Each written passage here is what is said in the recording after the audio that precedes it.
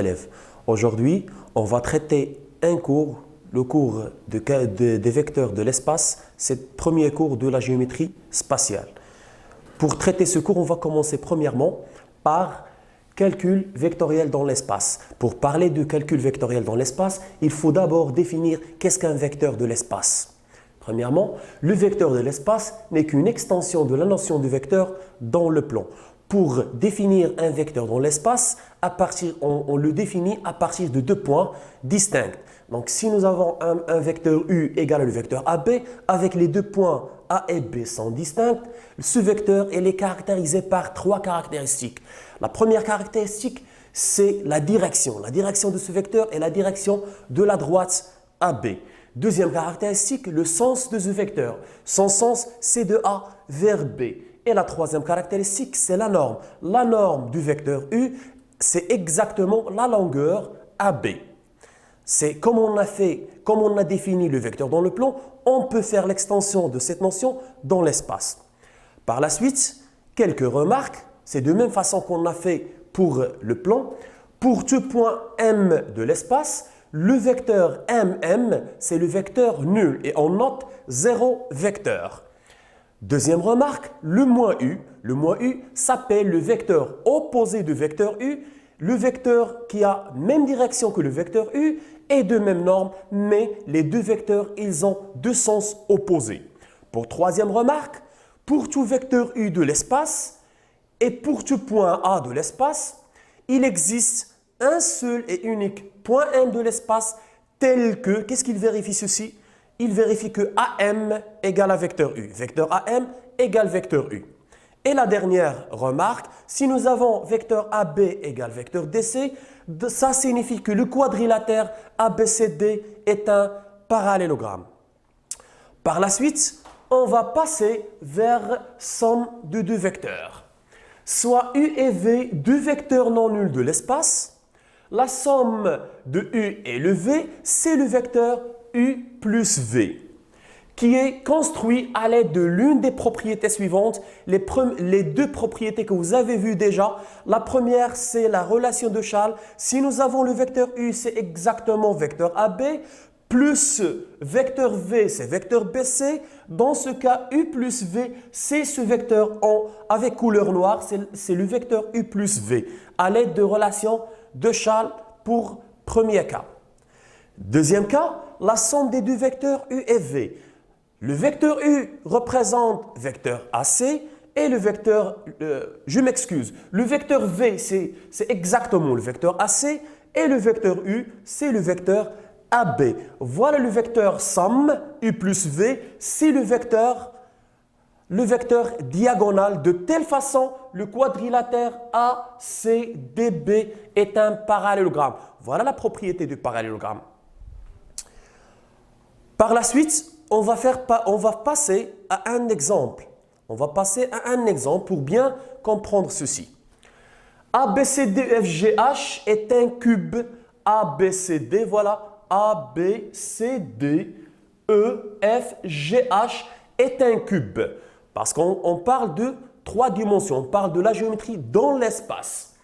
Donc, on a BC égale EH. Le vecteur BC, voilà, en rouge, vecteur BC égale vecteur EH. Pourquoi? Parce que nous avons BC égale à FG comme vecteur et vecteur FG égale vecteur EH. Ce que ça donne que vecteur BC égale vecteur EH. Puisque nous avons vecteur BC égale vecteur EH, donc le quadrilatère EHCB, c'est en rouge, si vous constatez, ce quadrilatère est un parallélogramme. Donc BCHE est un parallélogramme. Ce que ça donne, alors CH égale à BE. Puisque ce quadrilatère en rouge est parallélogramme, ce que ça donne, vecteur CH égale à vecteur BE. Par la suite, ce que ça va donner, AB plus CH, ce vecteur AB plus vecteur CH, qu'est-ce que égale? Égale AB plus BE, puisque le vecteur CH égale exactement le vecteur BE. donc AB vecteur avec la couleur bleue, plus vecteur avec couleur rouge, BE, que ça donne le troisième vecteur somme, c'est vecteur AE, à l'aide de relations de Chasles. Deuxièmement, deuxième exemple, on a le vecteur AB égale à HG. Le vecteur AB, il est en bleu, égale le vecteur HG encore en bleu. Pourquoi? Parce que nous avons le vecteur AB égale vecteur EF et par la suite nous avons vecteur EF égale encore le vecteur HG, ce que ça va donner que AB égale HG. Puisque AB égale à HG, donc le quadrilatère qui est en bleu, HGBA, est un parallélogramme. Ce que ça donne par la suite, alors le AB, vecteur AB, plus vecteur AH, vecteur AB en bleu, plus vecteur AH, égale le vecteur somme AG. C'est le vecteur somme AG. C'est celui-ci, AG. Donc, à l'aide de règles du parallélogramme. On va passer vers autre partie. Ou bien, avant de passer vers votre autre partie, on va passer à une application pour bien comprendre. Donc, que dit l'application? Soit ABCD un tétraèdre, construire le point M tel que le vecteur AM égale vecteur BC. Deuxièmement, montrer que BA égale CM. Premièrement, il faut une figure. Donc, on va voir, celle-là, la figure, c'est le tétraèdre. Tétraèdre ABCD. Le tétraèdre, c'est de la famille des pyramides, mais avec base sous forme d'un triangle. Et il a 4 surfaces. Voilà la première surface, la deuxième surface, la troisième surface, c'est la surface cachée, et la quatrième, c'est la base. Donc, à l'aide de cette figure, on va travailler sur la question BA. On va montrer BA égale CM. Donc, on va essayer de traiter. Avant de voir la solution, vous essayez de stopper la vidéo et vous essayez vous-même de répondre à cette question. Par la suite, on va traiter sur tableau. Donc, essayons de traiter ça. Application.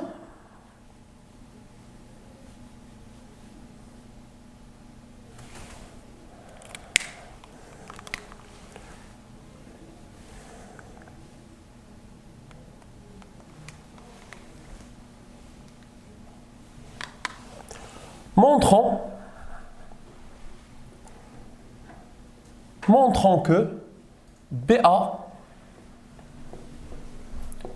égale CM. Donc, il faut démontrer, premièrement, on va construire le point M. On va construire le point M de telle façon le vecteur AM égale vecteur BC.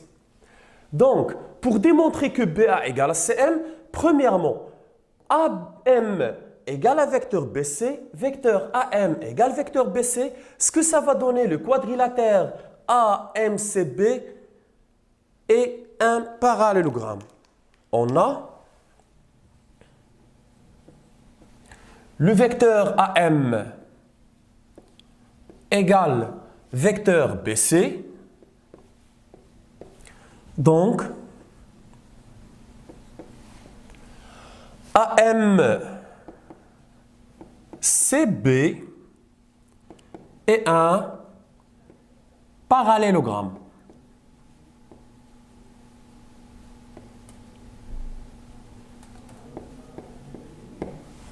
Puisque AM égale à BC, donc le quadrilatère est un parallélogramme. Que ça donne par la suite? Puisque AMCB est un parallélogramme, ça donne que le vecteur BA égale exactement le vecteur CM. Alors, le vecteur BA égale le vecteur CM. Et voilà, on a pu atteindre ce qu'on veut. Passons vers autre partie.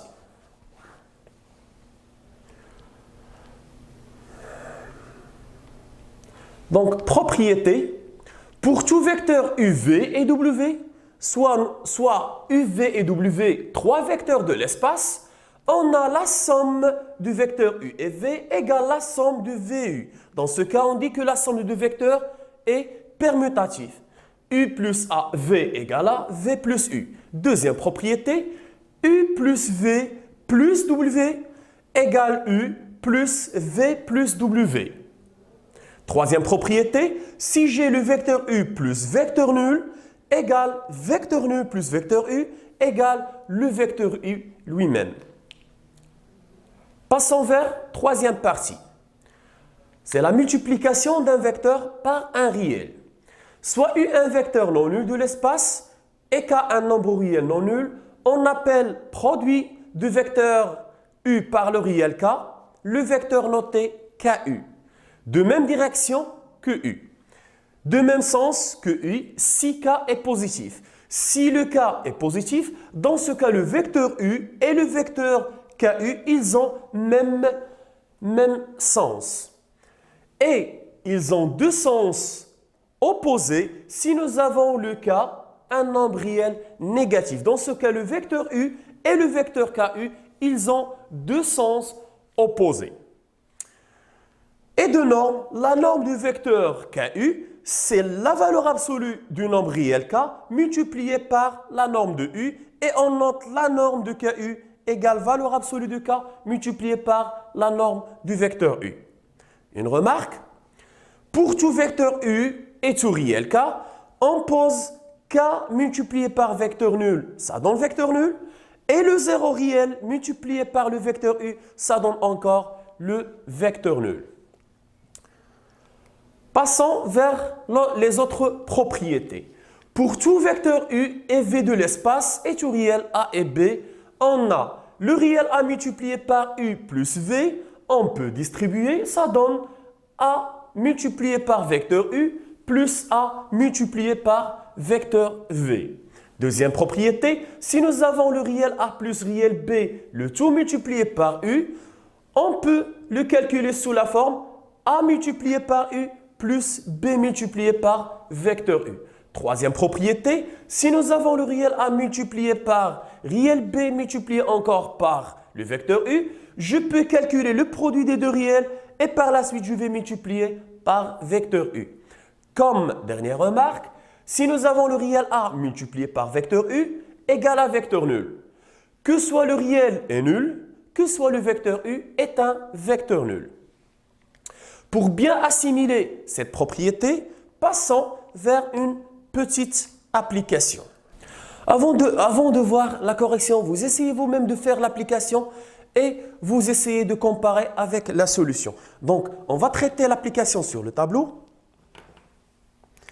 Que demande la question? Soit A, B, C et D, 4 points de l'espace. Simplifiez le vecteur suivant, c'est le vecteur U égale BA moins AB moins vecteur AB plus vecteur AC moins vecteur BC. Donc, nous avons le vecteur U égale vecteur BA moins vecteur AB plus vecteur AC moins vecteur BC. Donc, premièrement, nous avons vecteur BA. Le moins vecteur AB, son opposé, c'est le vecteur. Ou bien le moins AB, c'est exactement le vecteur BA. Plus vecteur AC. On va essayer de travailler sur vecteur BC à l'aide de relations de Schall.